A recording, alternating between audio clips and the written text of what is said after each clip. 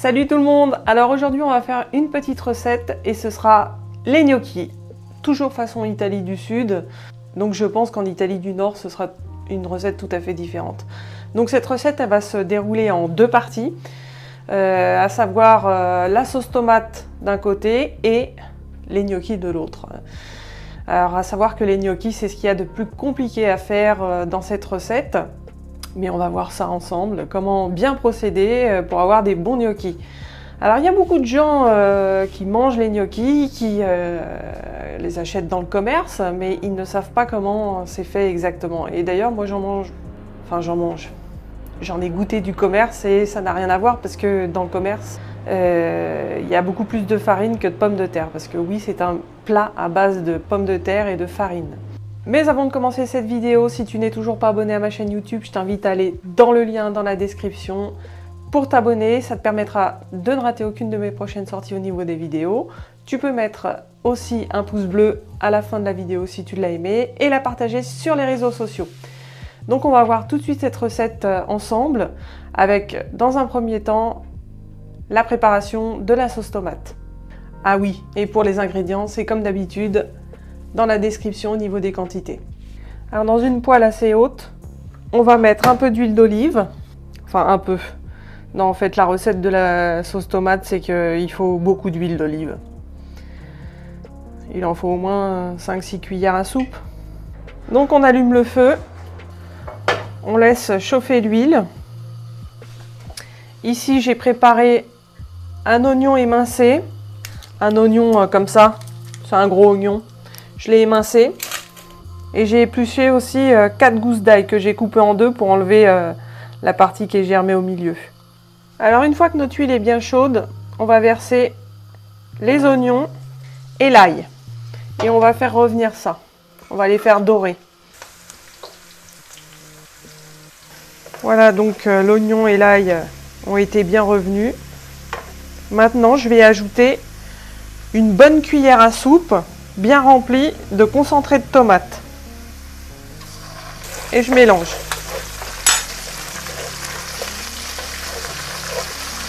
Et là, je vais y ajouter une boîte de tomates muties. J'attends que ça bout un petit peu et j'ajouterai une deuxième boîte de tomates. Alors, en fait, c'est de la pulpe de tomate. Moi, je choisis cette marque parce que je trouve que c'est la mieux qu'on trouve dans le commerce au niveau du goût. C'est ce qui se ressemble le plus à ce qu'on trouve en Italie, quoi. Et j'ajoute ma deuxième boîte.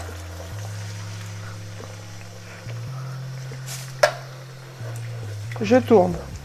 Donc une fois que ça bout à nouveau, comme c'est le cas là, j'ajoute 2 boîtes, mais cette fois remplies d'eau. Et je tourne.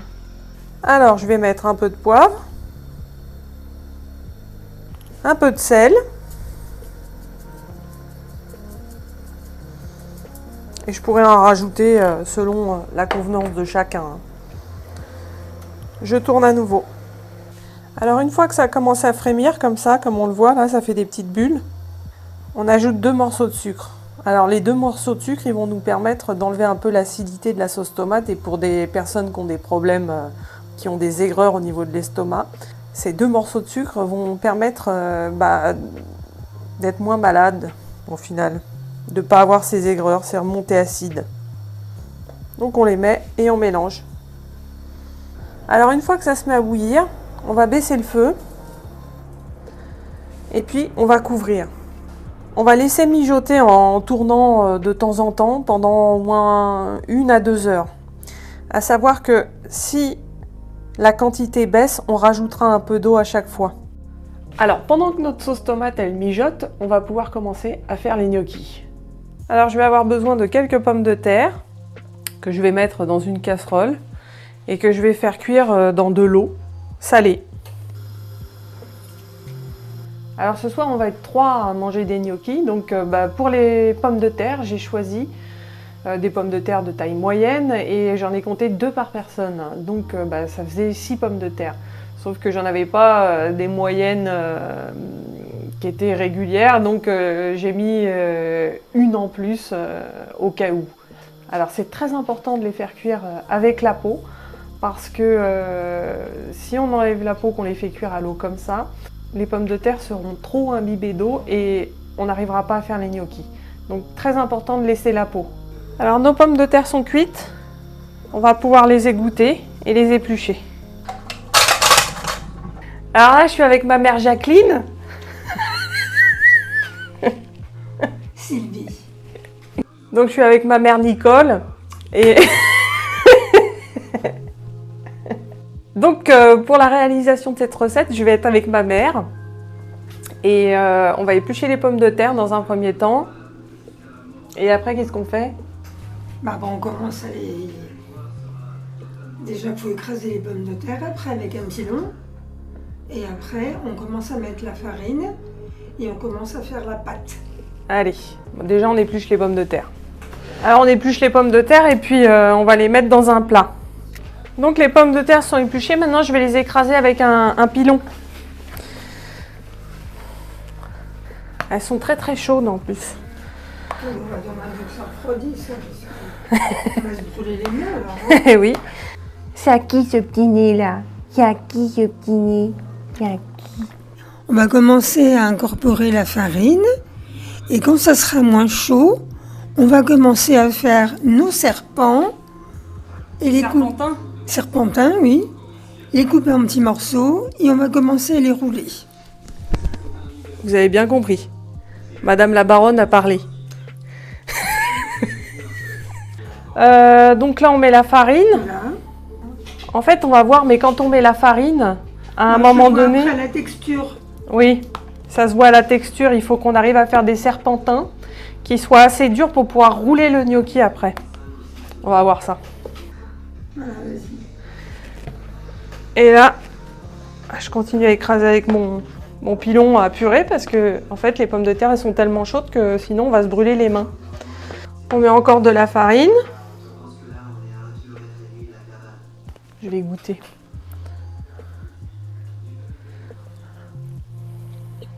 Il n'y a pas assez de sel. Et bah c'est de sel. Non. Ah, tu peux en mettre. Hein. Bon, là, avec le presse-purée, ça devient trop compliqué, donc je vais faire avec mes mains. Je viens de me les laver. Ça y est, la consistance, ça commence à apparaître. Là, on arrive à avoir une boule. Elle a commencé à être bien là. Ouais. Alors, on va continuer le travail sur la table.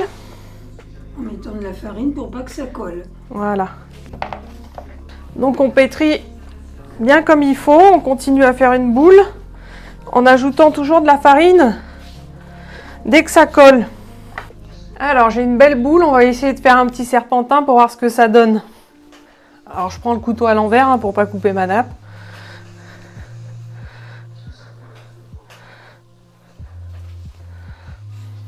Bon alors, quand on voit l'intérieur de la boule, on voit que là, ça ne sera pas assez. Il n'y aura pas assez de farine. On va essayer de faire un petit serpentin quand même, en ajoutant de la farine sur ce petit bout. Ils sortent déjà.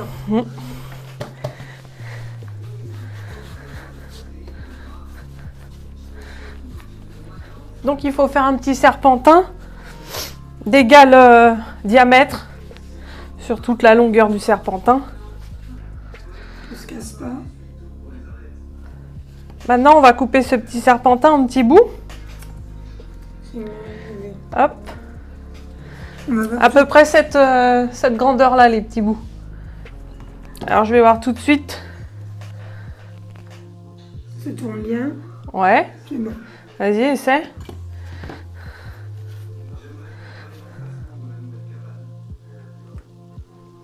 C'est bon. Alors, en fait, il y a une technique pour les rouler. La technique, c'est, je vais vous montrer après de plus près, mais il faut mettre la fourchette dessus, un petit peu appuyer et tourner en même temps. Et ça donne ça. On peut le faire à la main ou à la fourchette. Oui, quand on le fait à la main, on fait avec le doigt en fait. À la main, j'y arrive pas. On fait avec le doigt, on appuie un peu et hop, on tourne. Et ça donne ça. Je remonte à la fourchette. Là. On appuie un petit peu. Et hop. On donnera. Donc en fait là ma mère Simone,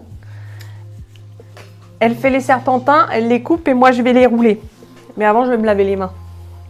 Alors le fait de les rouler comme ça va permettre qu'il y ait une meilleure cuisson. Si on fait pas ça, et ben après on aura mal au ventre. Je vais essayer de vous montrer de plus près comment ça se roule.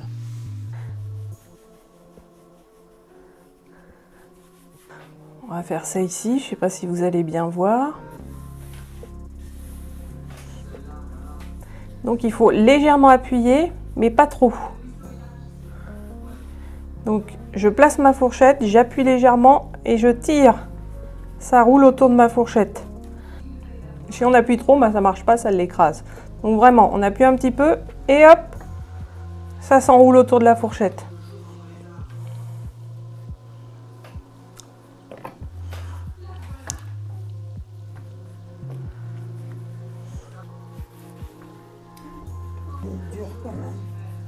Donc là, bah, on va finir de mettre en serpentin toute la boule et puis tout rouler, quoi. Mais bon, ça va assez vite, hein, quand on a l'habitude.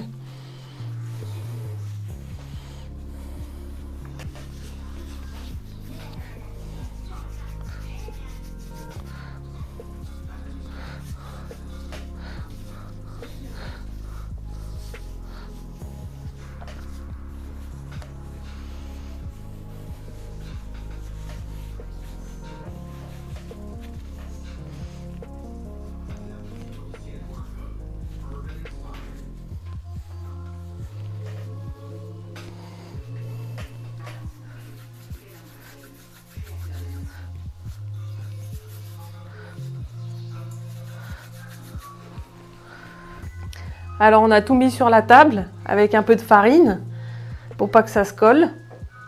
Et puis bon, là il est encore tôt, il est quelle heure? Il est 5 heures. On va laisser là, ma mère saupoudre de farine. Donc on va laisser ça comme ça. Et puis ce soir on fera cuire, je vous montrerai pour la cuisson, parce que c'est aussi particulier. Alors ma mère Micheline a quelque chose à dire. Je tenais à dire que cette recette m'a été apprise par Pascal. Un jour qu'il passait dans le petit pavillon où j'habitais à Vitry, c'était la première fois que j'en faisais et j'avais fait une grosse boule, mais je ne savais pas qu'il fallait faire des serpentins et c'est lui qui m'a appris. Et depuis, bon ben voilà, impeccable. Alors à savoir Merci, que Pascal. Bon, Pascal est décédé, mais à savoir que Pascal, c'est le frère, enfin c'était le frère de mon père, qui a été marié à la sœur de ma mère que vous avez vue dans ma vidéo de la visite de la basilique, Marie-Madeleine. C'est toutes des Maries dans la famille. En fait, son vrai prénom, c'est Marie-Sylvie, hein. N'est-ce pas? Oui. Voilà. Allez, Bon, ben suite voilà, de la ce soir, recette. Hein. Quand on les fera cuire. Oui. Quand on les fait cuire, c'est rigolo parce que tout remonte. En fait, on fait cuire ça comme des pâtes. Donc on met de l'eau à bouillir, de l'eau salée. De l'eau... Hein, alors légèrement salée, hein, pas beaucoup parce qu'ils sont déjà salés. Hein. Et Une fois que l'eau est bouillante, voilà, qu'elle bout, on les plonge dedans et dès qu'ils remontent, ils sont c'est cuits. cuit. Mais on va voir tout ça ensemble ce soir. Hein. Alors il est 18h30, on va pouvoir commencer à mettre notre eau à chauffer pour pouvoir cuire les gnocchis.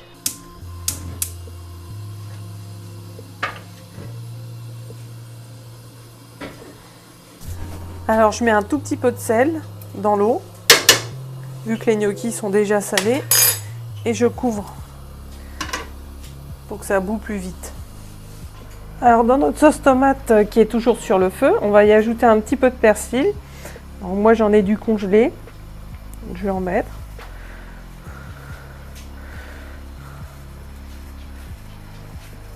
C'est celui de mon jardin que j'ai congelé cet été. Et puis on va mettre également du basilic. Alors par contre j'en avais plus de mon jardin, du coup j'en ai acheté du congelé. Et on mélange. Ça se met une demi-heure avant la fin de cuisson. Alors les gnocchis sont là. J'ai mis des torchons dessus pour éviter qu'ils se dessèchent de trop. Et dès que l'eau va commencer à bouillir, on va pouvoir les mettre à l'intérieur. Alors ce que je vais faire, c'est que je vais mettre une partie des gnocchis sur la plaque que j'ai farinée pour pouvoir les verser dans la casserole quand l'eau va se mettre à bouillir. Voilà, ma plaque est prête et je vais pouvoir les mettre à cuire. Alors mon eau bout bien, je vais pouvoir verser mes gnocchis.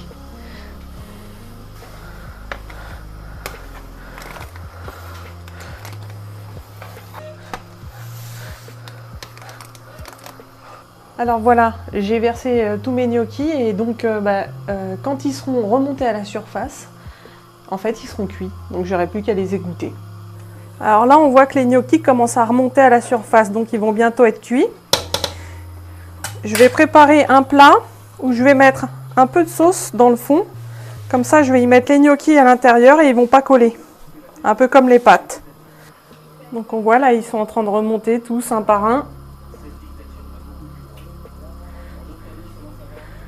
Alors là, on voit qu'ils sont tous remontés, donc ils sont cuits. Je vais pouvoir les verser dans mon plat.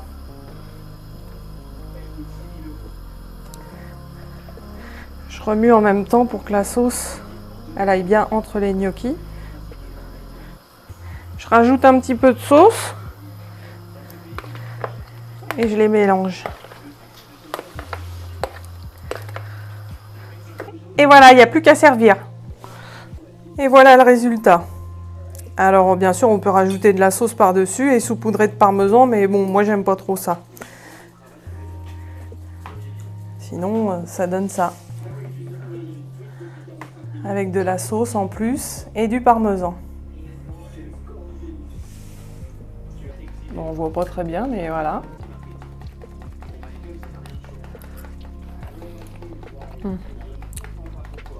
Ils sont bons. Donc cette petite vidéo est déjà terminée. Si tu l'as aimée, n'hésite pas à mettre un pouce bleu, à la partager sur les réseaux sociaux et à t'abonner à ma chaîne YouTube. Suite au prochain numéro.